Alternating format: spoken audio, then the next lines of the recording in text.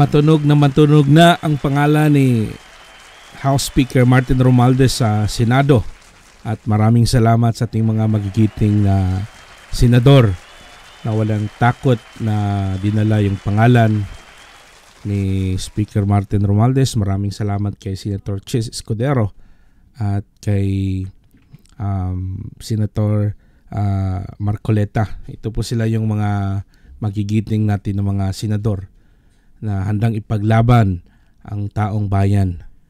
At nakikita natin dito na talagang binulgar at walang takot na sinabi yung pangalan ng speaker. At yun nga, no, sana dadami pa at lalabas pa yung mga tatayo para sa ating bansa, para sa ating mamayang Pilipino at pagpapatunay at talsik sa mga buwaya at mga kurakot sa ating bansa. At sana marami pa po kayong lalabas dyan at manindigan sa prinsipyo na dapat para sa ating bansa at para sa taong bayan. So pakinggan ho natin itong napakagandang privilege speech ni Senator Marcoleta.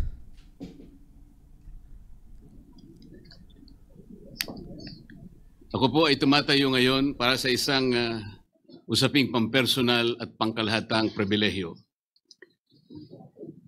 Ginoong Pangulo, ang gulo-gulo na po natin. Ito pong huling pagdinig sa Blue Ribbon Committee na kung saan ay lumabas po ang isang testigo na nagngangalang Master Sergeant Orly Gutesa. Ako po ay nabansagan na kulang po sa kortesiya. Para sa akin po ay hindi po tama na nagpapasaringan po tayo ng ganun. Iisa po ang ating layunin. Hindi po tayo magkakalaban sa layunin na matuntun po natin ang pinaka-problema kung bakit nasadlag po ang ating bansa sa ganitong kalagayan. Hindi ko naman po kasalanan ako po'y hanapin ni Sergeant Gutesa. Hindi ko po siya kilala eh. Hindi ko po kasalanan kung ako po ang hinanap niya at hindi iba. Nung pong makita ko po yung kanyang salaysay, ang sabi ko lamang po sa kanya ay, kung malakas ang loob mo talaga at naniniwala kang dapat mong gawin ito para sa iyong bansa, dalawa lang ang pwede mong gawin para sa akin. Ipanotaryo mo yan at kung malakas ang loob mo, bukas ng umaga bago mag-alas 9, kailangan nandun ka na sa Senado. Alam po yung notaryo, para sa akin lang po yun eh. Gusto ko lamang siyang testingin kung talagang totoo nga ang kanyang mga gustong banggitin. Ang pinakamahalaga po ay haharap siya, tatayo, at susumpa sa kalagitnaan ng pagdinig. At doon ay pakikinggan natin. At doon ay sama-sama natin siyang i-interpolate. Tatanungin. Nakita naman po ninyo kung paano niya sinasagot ang bawat tanong. Walang pag-aalinlangan. Siya lamang po ang natatangi na testigo na kumonekta sa pangalan ni Saldico at Martin Romualdez. Wala nang iba. Ngayon po siya ay naharap sa napakaraming pasaring din. Bakit po ako ay walang kortesiya? Hindi po ba ako'y humingi ng panahon sapagkat hindi ko naman po alam kung talagang darating siya nung araw na yon, kaya hindi na po ako nagsabi. Gusto ko talagang paniwala ang darating siya. Dumating nga po siya, kaya ako siya inilabas. Pero kung pag-uusapan po ay kortesiya, balikan po natin ang mga nangyari. Nung ako po ay chairman pa ng Blue Ribbon Committee, nagkaroon po ng pagdinig. Unang pagdinig ay August 19, 2025. Isang araw bago po nagkaroon ng pagdinig ang Blue Ribbon Committee, ang ating pong kasama, si Senator Lacson, ay nagkaroon po ng posting. Sa Twitter po yata ito, hindi po ako sanay dito eh. Babasahin ko po, August 20, 2025. The Senate Blue Ribbon Committee hearing yesterday is akin to the cart going ahead of the horse. Had the cart waited one day, it would not have missed the details of the truth about the many substandard ghost projects and more that will be exposed in my privileged speech today. Yun po ba ay courtesy din? Sa akin pong palagay, hindi dapat po nagkaroon ng ganitong pagpapasaring. Alam ko po ba kung sino-sino ang tatayo para mag-deliver ng privilege speech? Matagal ko na pong sinabi noon kung kailan po ang pagdinig. Wala po akong itinago. Ngunit kung sasabihin na kung naghintay kami ng isang araw, ay mas marami pa sanang mga detalye at katotohanan ang naihayag. Hindi po ba sinabi ko sa inyo noon, mismong Pangulo ng Republika ng Pilipinas ang nagbigay sa akin ng USB na nandun po lahat ang mga proyektong pinaghihinala na ghost projects. Ayaw ko lamang pong ilabas ng isa-isa sapagkat sa aking pagkakaalam noon, Ginoong Pangulo, mali din po yung binigay na mga coordinate sapagkat ang pinagbasihan nila yung MYPS, hindi yung PCMA, na palagi ko pong binabanggit. Sa mga kapatid, kahit na po yung mga binanggit na projects ng ating kasama, salig po sa mga maling coordination eh. At saka konti lang, pinili lang. Nagkataon lang po maganda nga talagang pagkakapresent sapagkat kulang na lang po yung cinematography at saka screenplay. Kung meron pa lang sanang sound effects, baka nandun yun. Huwag po sanang ganun magpasaringan tayo. Iisa po ang layunin natin dito eh. Yung matukoy natin kung sino ang merong utak dito. Tama. Na ngayon po ay unti-unti na pong naihayag.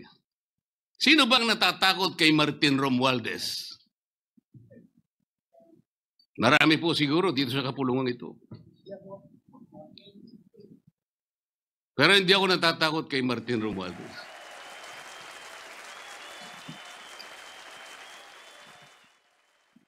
Ngayon po, kino-question po yung notarization ng statement ni Gutesa. Dahil yung babae po, yung abogadong babae, nag-notarize, tinalikuran po niya ang yung kanyang signature, yung kanyang pirma. Nandyan po ba yung assistant natin para ipakita po natin? Ayan po yung huling bahagi ng dokumentong ninotaryo doon sa opisina ng abogadang babae na ngayon ay tinatalikuran niya ang kanyang pirma. Doon sa right side po, ayan po yung ninotaryo sa dokumento ni Gutesa. Yung kaliwa po ay iba pong dokumento. Tingnan po ninyo yung pagkakahawig. Ibig po ba ninyong sabihin, Ginoong Pangulo, yun pong notarial details, na yun po yung kulay blue, na kung saan nandyan yung PTR, nandyan po yung MCLE number, nandyan po yung kanyang roll number, ang kanyang address. Nakuha po ba ni Gutesa mula sa opisina ng abogada at in-stamp niya? Pagkatapos po yung detalye na nasa bandang kaliwa na kung saan makikita nyo document number, page number, book number, series of 2025. Makukuha po ba ni Gutesa mula sa libro, mula sa notarial register ng abogado? Paano niya makukuha? Tingnan po ninyo yung kabila, ganun din. Bakit po natin hahanapan ngayon si Gutesa at sasabihin pa natin dahil lamang tinalikuran ng babaeng nagnotaryo ang kanyang pirma?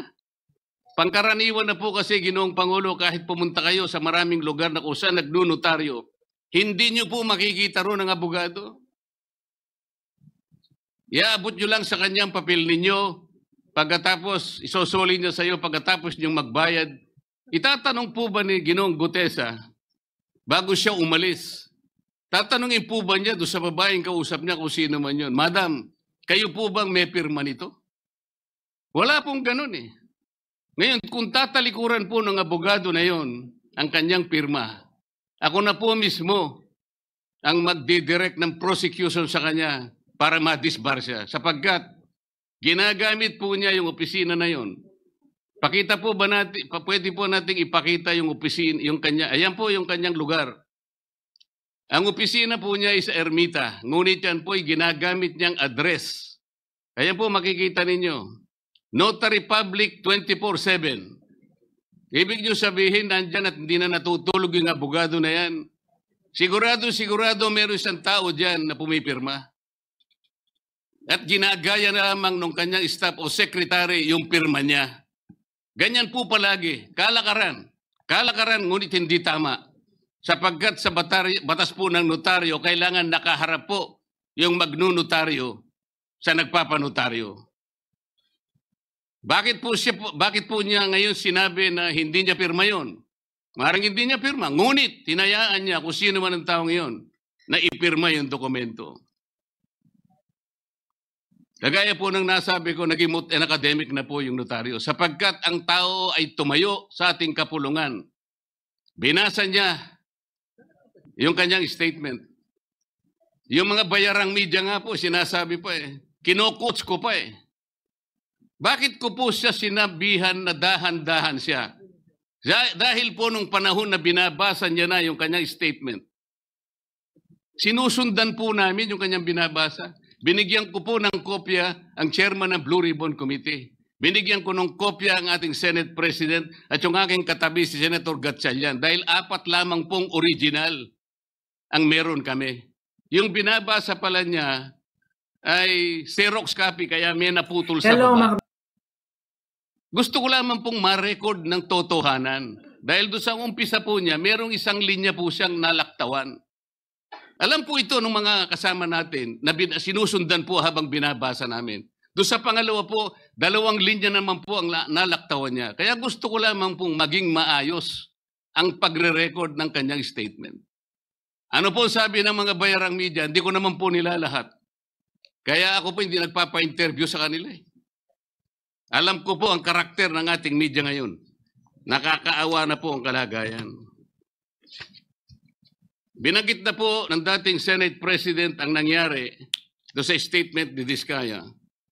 Siya ang kauna-unahang nagbigay ng statement na kung saan binanggit ang 17 congressmen. Ngunit nakakapagtaka. Hindi na po natin tinutuntun yung 17 na yon. Kagaya na nga sinabi ng Senate President, napupunta na, natutuon na yung pagtuntun sa mga kasama natin dito. Bakit po? Natatakot ba tayo kay Martin Romualdez? Siguro po, yung iba sa inyo natatakot. Ginoong Pangulo, naghalo na po ang balat sa tinalupan. Bakit po? Ngayon ko lamang po nakita sa pagdinig ng Blue Ribbon Committee. Nandun po yung Justice Secretary. Hindi pa po natin natatapos na pagtatanungin yung respondent, yung resource person, na tayo po ang merong legal and physical custody. Hindi ko maintindihan kung bakit dadalhin niya sa kanyang opisina at pagbalik niya, meron na siyang supplemental affidavit. Ano po ba itong nangyayari sa atin? Meron na ba tayong alituntunin? Meron na ba tayong agreement sa pagitan ng DOJ at ang pag-imbestigang ginagawa natin sa Blue Ribbon Committee? Hindi ko na po maintindihan kung ang Blue Ribbon Committee is the investigative arm of the Department of Justice. Ang sabi ko po nung nasa ikalimang pagdinig pa lang tayo, sapagkat nakikita ko na po ito, kaya po naghangad pa ako sa ating chairman no na sana'y paraanin niya ako, meron lang akong gustong isang guni muna at pag-usapan sana muna. hindi naman po ako nabigyan ng pagkakataon kaya nagkaroon pa po ng konting sagutan doon. Ito po yung gusto ko sanang ayusin muna, pag-usapan muna natin. Lalong-lalo na po ang kaugnayan natin sa bagong tatag na ICI, Independent Commission on Infrastructure. Ano po bang ugnayan natin dito? Hindi po ba tayo mag-uusap muna? Hindi ba tayo gagawa ng regulasyon muna? Meron po tayong mga doktrinang isinasaalang-alang. Nasaan na po ang institutional boundaries? Nasaan na po ang separation of powers? Nasaan na po ang system of checks and balances? Di ba natin isasaalang-alang ito? Dadalawang tao lamang po ba ang mamamagitan sa pagitan ng mga institusyon na ito? At mawawala na po kami sa picture? Are we supposed to be kept in the dark, Mr. President? Yung po, kung mo ba sinabi ng ICI na isa sa kanilang mga poder, kapag ka nag-request po sila, makakakuha sila ng impormasyon sa House of Representatives, sa Senate, sa Korte, sa Sandigang Bayan, at kahit sinong otoridad. Ibig ba sabihin wala na tayong opsyon na tumanggi? Kailangan po natin pag-usapan muna yon. Ang nangyayari po sabog-sabog na po eh. Baka nga yun ang isang dahilan kung bakit nag-resign po yung advisor na si Mayor Magalong ng Baguio. Yung pong mga pasaring, ito po yung nakakapagbigay sa atin ng hindi naman kailangang pag-aaway-away o pag-aalitan. Hindi po maganda sa ating panig ito. Tingnan lamang po natin yung interview sa DCMM ng ating kasamahan, chairman ng Blue Ribbon Committee, ng mga host ay si Victoria Tulad at si Christian Yosores noong September 28, 2025. Ang tanong po nila, ilang hearings pa ang nakikita ninyong gagawin ninyo? Ang sagot po ng ating kasama, Senator Lacson, yun ang hindi ko pa masabi. Dahil kung may bagong lumalabas na mga testigo at masustansya yung sasabihin, meron pang mga kakulangan na dapat na mapunuan, magtawag tayo ng pagdinig. Tama naman po yun.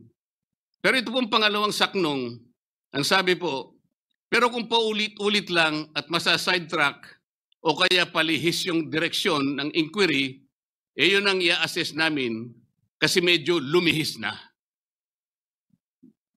Ano po yung lumihis? September 28, dito lumabas si Master Sergeant Orly Gutesa. Lumihis po ba o dumiretso? Mula kay Saldico, ikinonekta po niya kay Martin Romualdez. Sa akin palagay, dumiretso po, hindi tayo lumihis. Pagkatapos tinanong pa po, do you think po, coach po si Gutesa? At iba pong observation, baka si Senator Rodante Marcoleta dahil parang sinabihan siya nung nagbabasa siya. O nalimutan mo, balikan mo itong paragraph na ito. Naipaliwanag ko na po kung bakit ko lamang siya sinansala at sinabi kong balikan mo sapagkat meron nga po siyang nalalaktawan base po sa sinusundan namin na binabasa niya na dokumento. Ang sagot po ni Senator Lacson, medyo natawa pa nga siya, kayo nang humusga sa lahat ng yan, tayo nag-viral na. Siguro, ang sasabihin ko na lang, yung hula nyo, yun ang hula ko. O hula ko, hula nyo. Parang your guess is as good as mine. Hindi po maganda yung inference eh. Parang ang lumilitaw, kinotes ko eh. Bilang isang abogado, magmula po nung ako'y maging abogado, inisip hindi ko po ginawa yung mga bagay na ito. Kumisan nga ako eh.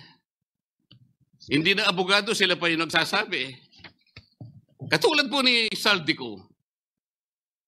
Ang sabi ko lang naman po eh, matunog na yung pangalan niya. Napakaraming sources na nagsasabi, kumukonekta kay Saldico, pwede ba natin siyang imbitahin? Ang sabi po, hindi na raw siya imbitahin because of interparliamentary courtesy.